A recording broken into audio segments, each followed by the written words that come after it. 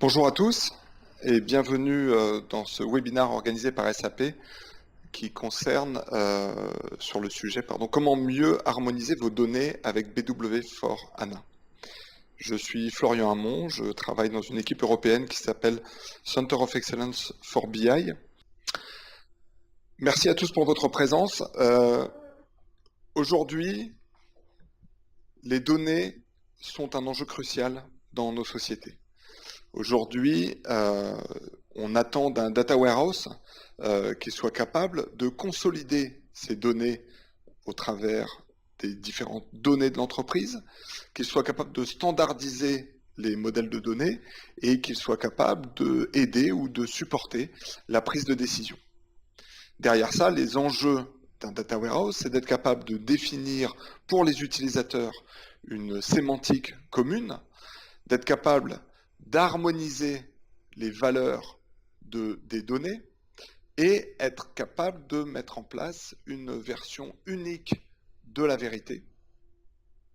Et pour ça, être capable aussi de fournir une seule source de documents, une seule source d'information pour les données, y compris tout ce qui est données historiques.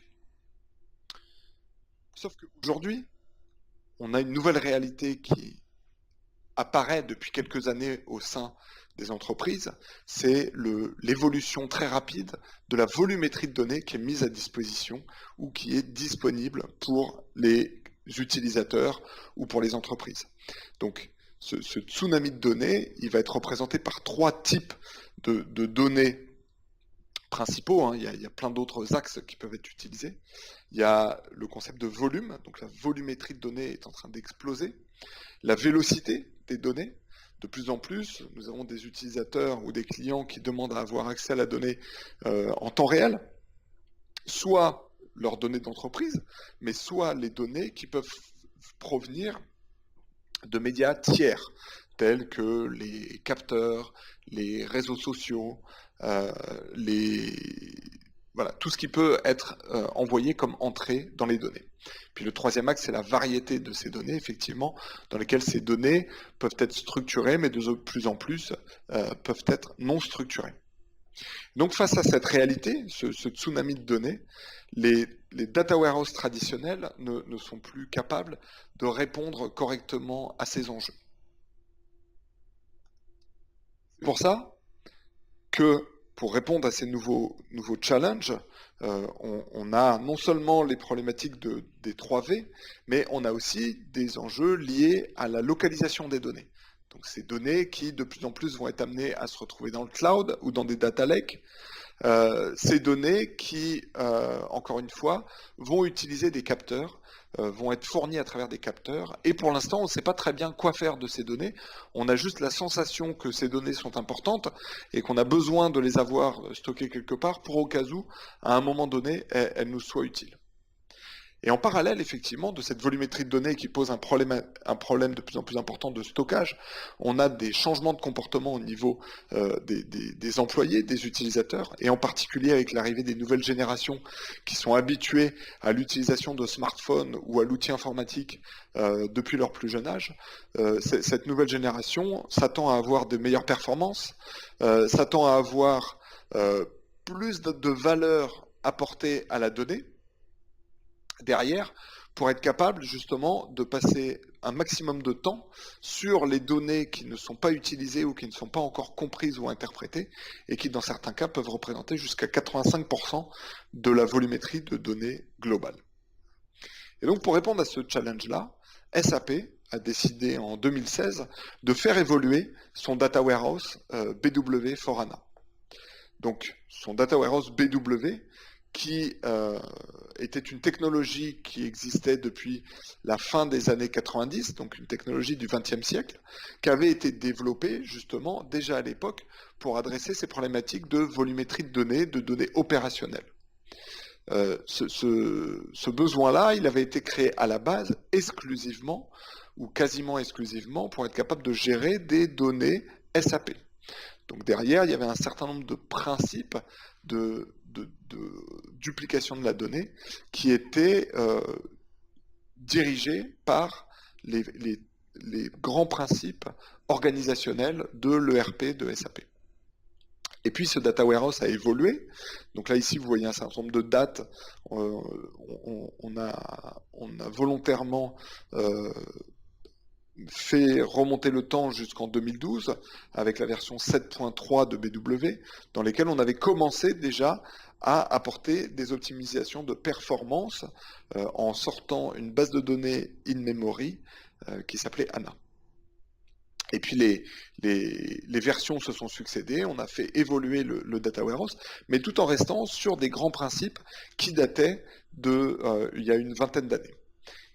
Et donc récemment, la décision a été prise en 2016 d'introduire un nouveau type de data warehouse, donc nouvelle génération, qui va reprendre un certain nombre de fondamentaux propres à SAP qui font qu'on continue à l'associer avec BW, mais qui va permettre, vous, en tant qu'entreprise, de vous préparer aux challenges de demain ou aux challenges qui sont déjà des challenges actuels et être capable d'harmoniser vos données, quelles que soient les sources de données. Alors, pour créer ce data warehouse, on a travaillé sur 4 axes principaux que vous voyez sur la droite de ce schéma. Et ces 4 axes principaux font que BW for HANA, c'est une nouvelle version d'un data warehouse de BW. Il y a plus de 7 millions de lignes de code qui ont été retravaillées, qui ont été réécrites par rapport à un BW dernière version. Un des points sur lesquels on a travaillé, c'est l'intégration avec la plateforme sous-jacente qui s'appelle HANA. Dans les versions précédentes, on utilisait un BW, un moteur applicatif BW, et on le faisait tourner sur la base de données HANA. Là, quand on a réécrit les lignes de code, on a fait en sorte que le moteur applicatif BW soit au plus près, le plus rapproché possible des fonctionnalités de HANA pour être capable de récupérer justement toutes les capacités fonctionnelles, toutes les performances de la plateforme sous-jacente. Évidemment, une fois qu'on a ça, on va être capable de résoudre des enjeux analytics de manière beaucoup plus rapide par rapport à ce qu'on était capable de faire dans le temps avec des systèmes de base de données qui étaient non accélérés et qui de plus en plus devenaient problématiques puisque les utilisateurs métiers n'étaient pas satisfaits et ça laissait la place à la fois du Shadow IT, à la fois de la Shadow BI pour pouvoir répondre au plus vite à des besoins métiers, sachant que derrière les frais ou les étapes de transformation étaient assez élevées, on va dire. Alors, derrière ça, évidemment, ça va permettre d'accélérer les développements de nouvelles solutions, donc tout ce qui est nouvelle manipulation, nouvelle gestion d'un data warehouse ou nouveaux projets qu'on peut avoir autour de notre data warehouse, ça va permettre d'accélérer. Et derrière, on est capable, avec un data warehouse, de récupérer une version fiable de l'historique de mes données. Ce qu'on peut entendre sur le marché, c'est que avec les nouvelles bases de données ultra performantes, on n'a plus besoin forcément de dupliquer la donnée et de les mettre dans un data warehouse. On est capable de faire du reporting directement sur les applications. On va voir un petit peu en détail ce qu'il en est, mais rapidement, ce que je voulais dire, c'est que oui, c'est vrai, on est capable de faire du reporting directement sur les applications grâce aux performances des données, mais ça c'est vrai quand on n'a pas à gérer des années d'historique. Quand on va se retrouver avec des applications qui tournent depuis une dizaine d'années, mais que fait-on des 10 années d'historique? Je l'ai dit en introduction, de plus en plus, on veut garder ces données parce qu'on pense qu'un jour elles auront de la valeur et on ne veut pas s'en débarrasser. Donc, quid de ces données historiques? Est-ce qu'on les garde dans les plateformes applicatives, ce qui peut avoir justement des coûts, ou alors est-ce qu'on les duplique dans un data warehouse? Derrière, ça permet, le data warehouse BW4HANA, d'avoir une seule version de la vérité, donc cette version de la vérité qui est portée non seulement par les données applicatives d'une source de données, mais aussi par les données applicatives issues de plusieurs sources de données. Donc on va être capable, dans un data warehouse BW for HANA, de merger des données issues de plusieurs sources de données. Et surtout, ce qui est important avec BW for HANA, c'est qu'on va garder ces principes d'interconnexion forte avec SAP. Donc on est capable de récupérer la couche de sécurité, entre guillemets, de SAP qui s'appelle la couche ABAP. Et puis on continue de délivrer du contenu prédéfini fourni depuis les environnements de SAP, de l'ERP ancienne génération ou de l'ERP nouvelle génération. Alors, je vais mettre en avant les 4 principaux piliers sur lesquels on a travaillé, que sont la simplicité, l'ouverture, l'interface moderne et les hautes performances. La simplicité. Le retour qu'on avait de nos clients sur les existants BW, c'est que c'était un produit qui nécessitait de passer par plusieurs étapes dans sa modélisation, qui nécessitait un certain nombre de temps, un certain nombre d'événements qui devaient se produire pour pouvoir avoir un data warehouse qui fonctionnait correctement. Et au fur et à mesure de l'évolution du produit, on avait fait intervenir un certain nombre de structures de données qui, petit à petit, alourdissaient le data warehouse et surtout qui nécessitaient de plus en plus de connaissances pointues sur ce qu'était un data warehouse. Ce qui, petit à petit, rendait BW un data warehouse assez onéreux en maintenance, pour lesquels il fallait des savoir-faire qui pouvaient être rares sur le marché ou coûteux sur le marché, et qui faisait qu'au bout d'un moment, les projets BW devenaient de plus en plus onéreux. Donc avec BW for HANA, ce qu'on a décidé de faire, c'est de réduire le nombre de types d'objets de modélisation pour justement simplifier les structures de données. Simplifier les structures de données et être capable d'apporter plus de contrôle sur la persistance des données. Et dernier aspect, cette simplification de data structure permet justement de supporter beaucoup plus facilement des données extérieures, donc des données qui ne viennent pas du monde SAP, et que ce soit des données structurées ou des données non structurées.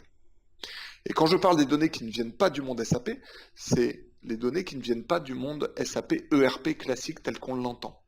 Comme vous le savez, SAP depuis 2008 s'est lancé dans un programme de croissance par acquisition. Il a acquis un certain nombre de sociétés. La première étant la société Business Objects, puis après on a eu Sybase, et puis de plus en plus SAP a investi dans des outils basés sur le cloud, tels que Concur, tels que Ariba, tels que Ibris, SuccessFactors. Et toutes ces solutions cloud, évidemment, utilisent des modèles de données qui ne sont pas des modèles de données pensés à la base par des gens de chez SAP, et donc qui correspondent à des données SAP. Mais ces données-là, évidemment, le problème, la question s'est posée, comment les intégrer en interne. Donc on va utiliser BW for HANA, dans lesquels on a simplifié ces structures de données. On a aussi simplifié les flux de données. Donc l'architecture typique de SAP BW qui s'appelait LSA nécessitait, depuis ma source de données, de passer par des étapes intermédiaires de staging avant d'être capable d'avoir un data warehouse finalisé. Et ces couches intermédiaires avec BW for HANA sont devenues optionnelles. Donc optionnelles, ça veut dire quoi? Ça veut dire qu'on n'est pas obligé de les mettre en place. Elles existent toujours pour être capable de vous accompagner dans vos projets de migration et que vous puissiez continuer quand vous avez un certain nombre d'éléments qui sont dans les étapes intermédiaires, que vous puissiez migrer vers du BW4 sans avoir justement à faire ce Big Bang. Mais toujours est-il que ces couches de Dataflow deviennent optionnelles. Derrière ça, quel est l'impact?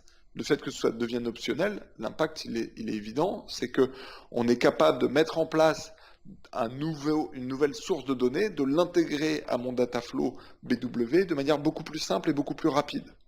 Donc ce qui permet de délivrer plus rapidement au business ce à quoi ils s'attendent. Derrière, à nous en tant qu'administrateurs, de mettre la balance entre la fiabilisation de la donnée et la rapidité de la mise à disposition. Mais toujours est-il que ces couches-là vont permettre de simplifier la mise à disposition de l'information dans le cadre de nouveaux projets.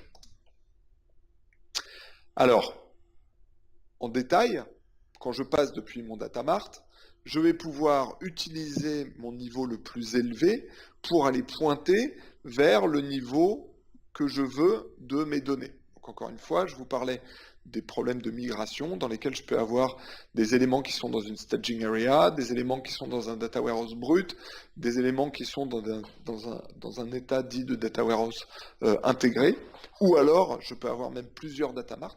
Tout ça, je vais pouvoir faire pointer dessus directement. L'autre avantage aussi à BW4, c'est qu'on est capable, le fait que ce soit nativement intégré avec HANA, on est capable de récupérer toutes les couches de virtualisation de HANA qui font qu'on n'a pas à redupliquer la donnée à plusieurs niveaux. On est vraiment capable de pointer vers de la donnée où qu'elle soit stockée sans avoir à la répliquer. Derrière, ça veut dire qu'on est capable de créer un data warehouse logique et non plus un data warehouse physique. Donc ce data warehouse physique, ce data warehouse logique, il va permettre quoi? Il va permettre donc de ne pas déplacer la donnée et il va permettre de ne pas déplacer la donnée depuis plusieurs endroits.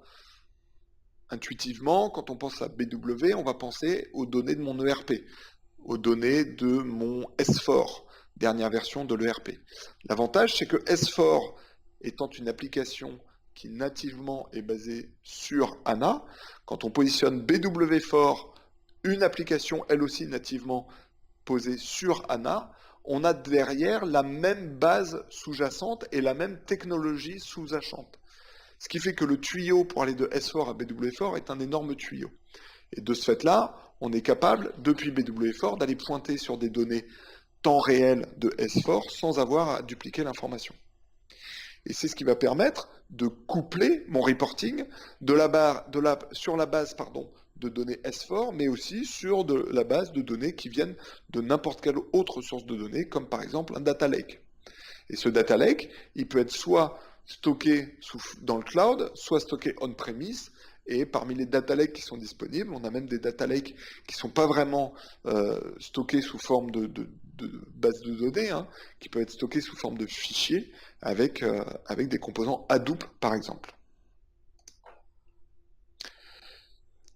Avec BW4 HANA, on a de plus rajouté une notion de gestion du cycle de vie de la donnée. Donc cette notion du cycle de vie de la donnée et de gestion de la température de la donnée est une notion qui va permettre aussi, dans le cadre de gros déploiements, d'optimiser la donnée qui est stockée en mémoire.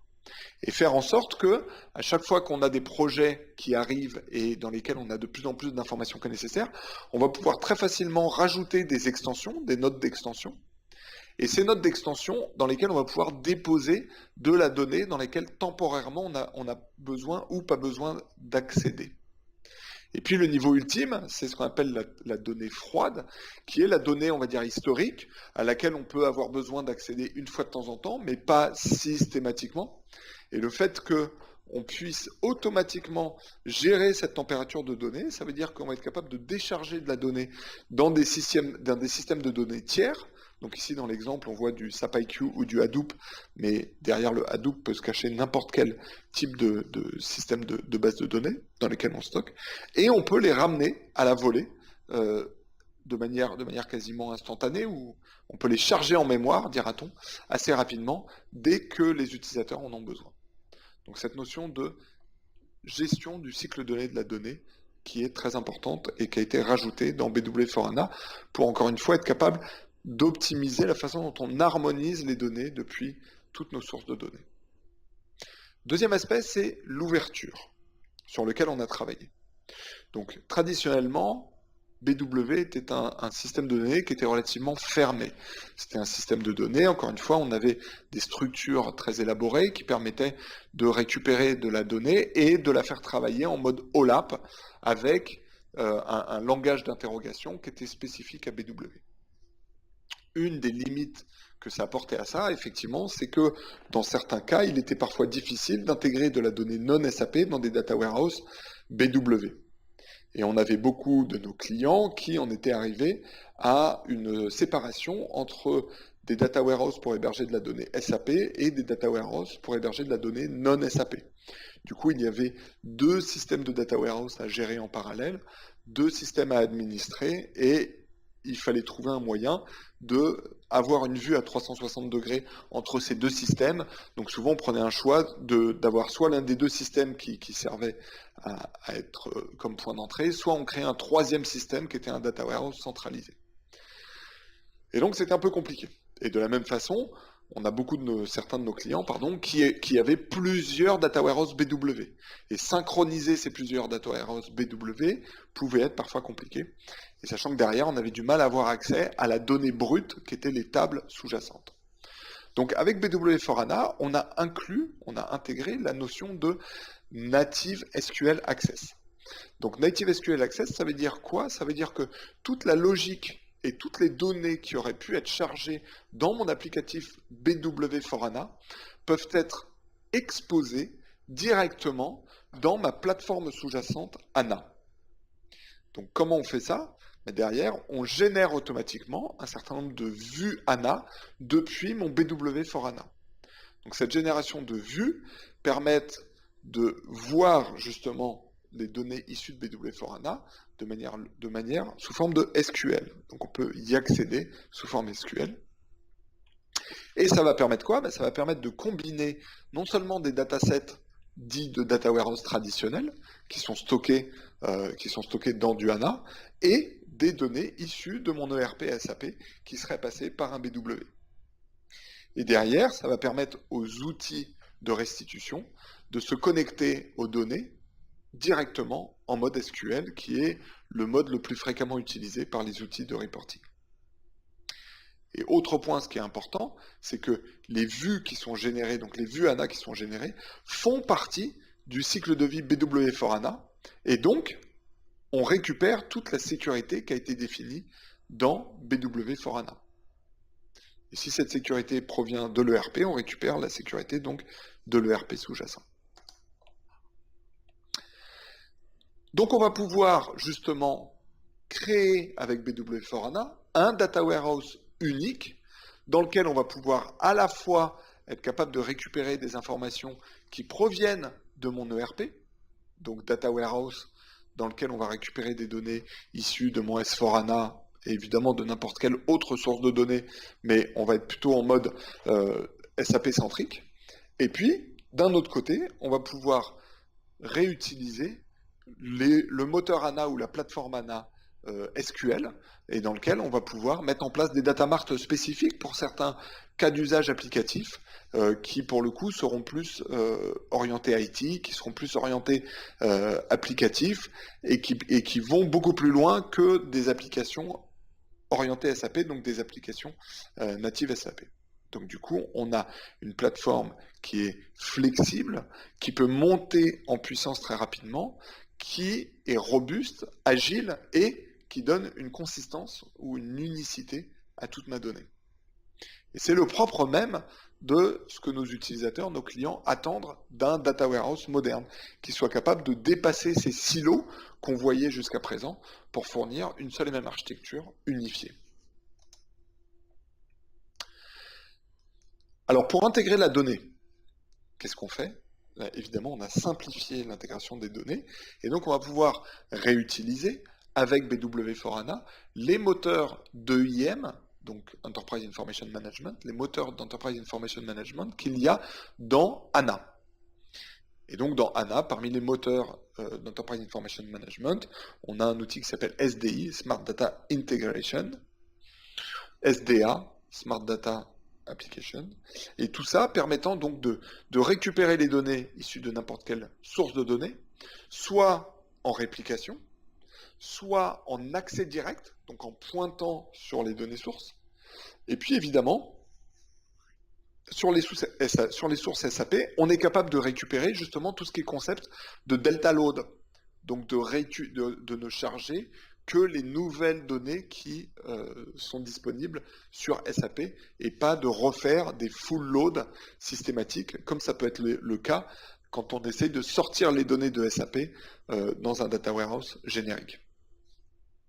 Et ça va permettre, donc cet outil d'EIM de SAP HANA va permettre d'accéder aux données, encore une fois, de manière virtuelle ou de manière réelle en dupliquant la donnée si on en a besoin.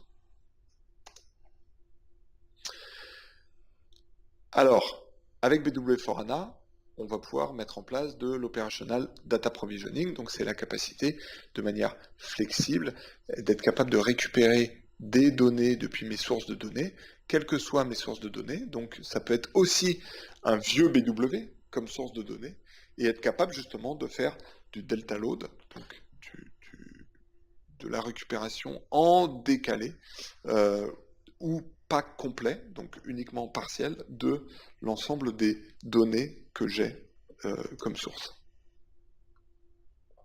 Voilà. Du coup, avec BW4HANA, on a simplifié aussi les systèmes sources, ou la façon dont on identifiait les systèmes sources. Donc ces types de systèmes ont été réduits de 10 à 4, et on a nommé notre source de connexion HANA Source System, puisqu'on va réutiliser le moteur propre à HANA pour récupérer les données depuis les sources de données. Donc on ne va pas utiliser des interfaces au niveau de l'application, mais on va vraiment récupérer les interfaces au niveau de HANA pour récupérer ce type d'informations. Et puis on a un nouveau connecteur, on a un connecteur de type Big Data qui va permettre justement de gérer des projets dans lesquels on inclut du Big Data.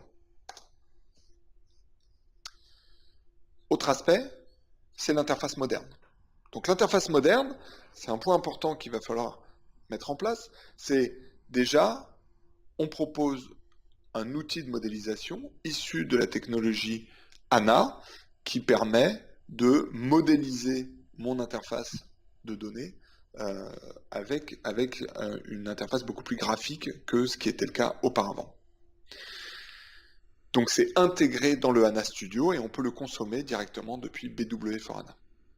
De la même manière, on en a profité pour se débarrasser des outils de restitution qui étaient embarqués jusqu'à présent dans BW et qui portaient le nom de BEX, donc le Business Explorer, dans lesquels on avait le BEX Analyzer, le BEX Web Report Designer, le BEX Web Application Designer, qui étaient des outils qui étaient vieillissants, on va dire, et dont la plupart de nos clients étaient unanimes pour dire que c'était à la fois pas pratique et en plus très laid.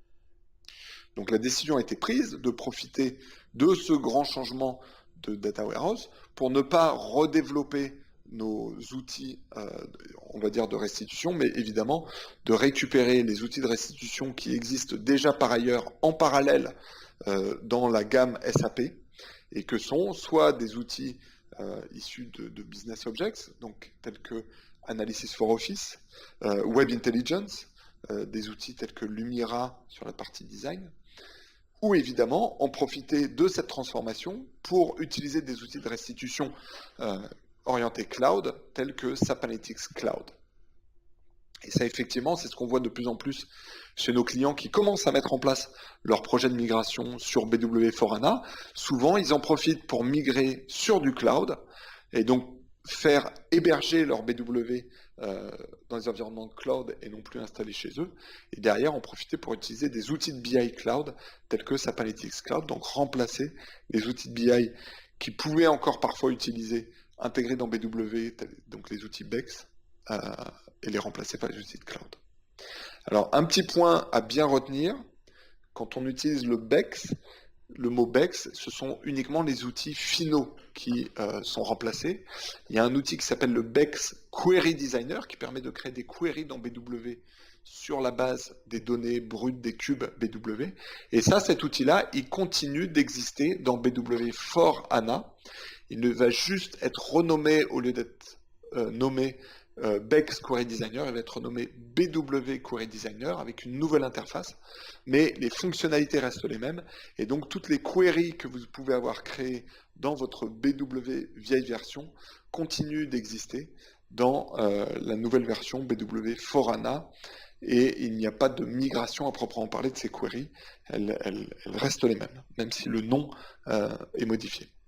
Donc, encore une fois, des BEX Query s'appellent BW Query, et les autres outils de la suite BEX, que sont BEX Analyzer, BEX Query Designer, BEX Analyzer, BEX Web Application Designer, sont remplacés par les outils de la suite BI Analytics de SAP. Une nouvelle interface aussi pour les administrateurs. Donc, dans les anciennes versions, on avait le Process Chain Monitor, entre autres, et ici, on met en place des nouveaux outils d'administration qui sont, on va dire, HTML5, et qui, pour ceux qui connaissent le vocabulaire, reprennent les grands principes de design de ce qu'on appelle Fiori, et qui sont les principes de design un petit peu que SAP transmet de manière généralisée à toutes ses applications. Quatrième pilier, c'est les hautes performances. Donc les hautes performances, on entend effectivement le fait que les performances, c'était un problème dans les BW traditionnels, hein. Il y avait un gros problème d'agilité. Et donc effectivement, on a travaillé sur ces performances, on l'a recréé BW pour que ça fonctionne nativement sur HANA. Et du coup, on va être capable d'intégrer justement des notions de prédictif de par cette amélioration de performance. Et puis évidemment, on va continuer à délivrer du business content de plus en plus pour être capable de, dans le cadre de nouveaux projets, être capable de démarrer quasiment immédiatement. Donc, ces performances, c'est quoi? On entend beaucoup que oui, mais j'ai déjà un BW qui est accéléré par HANA et je suis satisfait de mes performances. Alors, c'est vrai, effectivement, BW HANA est la cause même de l'amélioration des performances. Par contre, il restait un certain nombre d'étapes qui continuaient d'être réalisées au niveau applicatif de BW dans les versions précédentes. Et entre autres, tout ce qui était ce qu'on appelle exception-agrégation, donc agrégation des exceptions, ou alors de la désagrégation dans les fonctions de planning, ou le data management, tout ce qui était logique de transformation. Tout ça, ça continuait dans les BW traditionnels d'être fait au niveau de l'applicatif BW. Et donc, on avait des retours de nos clients qui disaient je suis content de mes performances, mais par contre, dès que je fais des exceptions à agrégation, mes performances, elles s'effondrent, et donc ça ne va plus. C'est là-dessus qu'on a spécifiquement travaillé, et donc faire en sorte qu'on a fait du push-down de tout ce qui était Motorola, tout ce qui était data management et tout ce qui était planning, directement, donc via le process orchestration, mais directement dans le moteur HANA pour le rendre beaucoup plus efficace. Et au bout du compte, avec BW4HANA, on a une amélioration de tout ce qui est gestion, des exceptions d'agrégation, de la désagrégation, quand on utilise des moteurs de planning, pour vraiment encore améliorer un peu ce qui avait déjà été grandement amélioré par HANA. Du coup, ça permet quoi? Mais ça permet de rajouter justement des notions de prédictif. Donc on va être capable à la fois de réutiliser nativement les fonctionnalités de prédictif, donc les librairies prédictives qui sont dans la plateforme HANA, pour faire quoi? Pour faire en sorte que, au lieu d'avoir de la donnée brute, entre guillemets, ou transformée, qui soit chargée dans ma donnée BW4HANA, je vais pouvoir, à la volée, y appliquer des règles prédictives pour enrichir mon matériel et apporter immédiatement de la valeur à la donnée qui est chargée ou à la donnée qui est utilisée par l'utilisateur. Donc que ce ne soit pas uniquement basé sur des données factuelles, mais que ce soit sur des données factuelles enrichies par du machine learning, donc de l'intelligence machine, qui va pouvoir donner des conseils sur la base de ces données. Donc on va pouvoir faire quoi? Faire du prédictif, mais aussi faire de l'analyse de texte.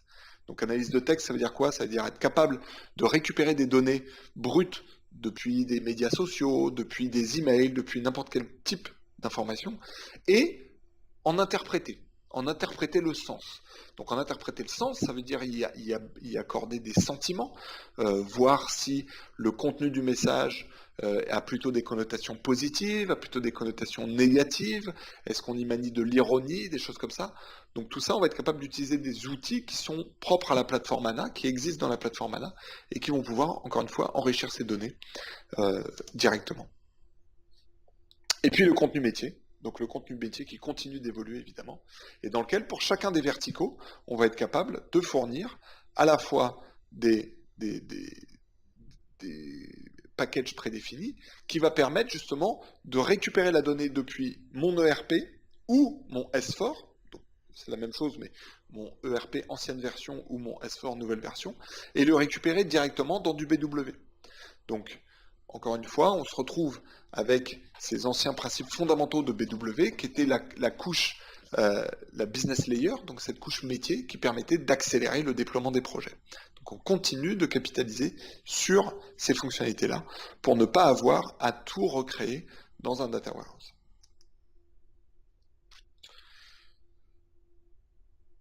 Voilà, somme toute, ce que je voulais dire sur BW for HANA. Encore une fois, ce qui est important, c'est que c'est une nouvelle solution de data warehousing.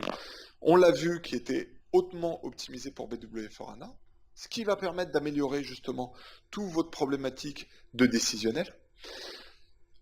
Ça va permettre d'améliorer la productivité de vos équipes, puisque de par la simplification et l'ouverture de la nouvelle version de BW, on va être capable d'accélérer les temps de développement, tout en maintenant des enjeux qui sont cruciaux pour les entreprises, être capable d'avoir une historisation de la donnée et avoir une vision historique de la donnée, avoir une version de la réalité et être prêt pour l'Internet des objets, pour les nouveaux enjeux liés aux objets communicants. Et encore une fois, un des différenciateurs qu'on va avoir, c'est qu'on récupère, on a dans BW4HANA toujours cette couche ABAP et ce contenu prédéfini qui va permettre de récupérer tout le prédéfini de BW4HANA, de l'ERP, pardon. J'insiste là-dessus, puisqu'on a beaucoup de messages qui partent sur les réseaux sociaux ou qu'on peut entendre sur le marché, qui disent vous n'avez plus besoin d'un BW, vous pouvez recréer un data warehouse sur la base des données HANA sans aucun souci. Vous récupérez vos données depuis votre ERP, pardon, S4HANA ou de votre ERP et vous créez un data warehouse natif. Derrière, il ne faut pas oublier que recréer un data warehouse natif, ça veut dire recréer les flux, réinventer les flux, recréer les rôles, réinventer les rôles, redéfinir la gestion des cycles de vie, redéfinir la sécurité, redéfinir quelles données de l'ERP je vais stocker dans mon data warehouse. Et tout ça, ça sort out of the box en prédéfini avec un BW for HANA. Voilà. Alors, je voulais mettre en avant un de nos clients qui s'appelle Fairfax Media et qui a mis en place justement un BW for HANA. Et un des points qui nous a remonté et auquel il ne s'attendait pas, ou alors pour lequel ça a été plutôt une bonne surprise, c'est qu'il a réduit de 50% son temps de développement de projet. Donc Fairfax Media, c'était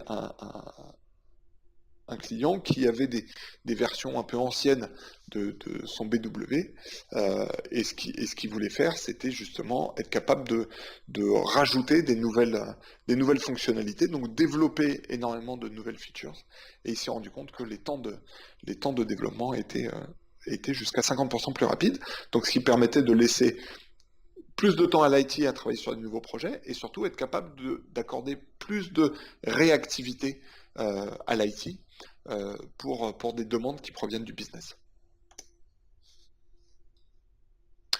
Alors, dernier point qu'on va aborder très rapidement, c'est comment fait-on pour évoluer vers BW for HANA. Alors, il y a trois façons. C'est soit on fait une nouvelle installation, soit on fait une conversion de nos systèmes existants, soit on fait une transformation de landscape. Et donc, tout ça est disponible.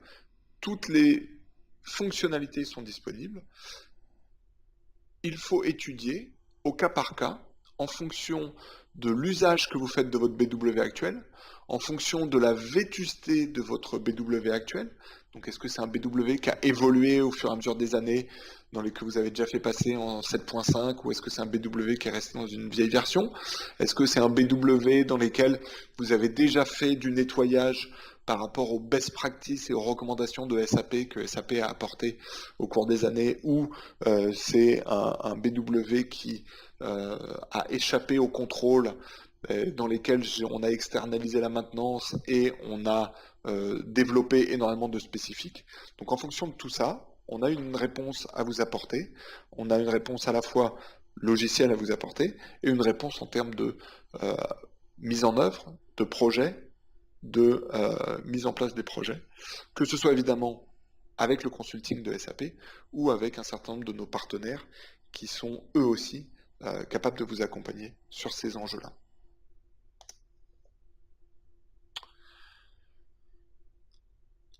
Dès aujourd'hui, si vous êtes en version 7.5 de BW on HANA, vous pouvez installer un starter add-on BW for HANA, et ce starter add-on qui va vous permettre justement de figer vos développements existants BW 7.5 pour être sûr que tous les nouveaux développements que vous allez faire sont d'ores et déjà compatibles BW for HANA.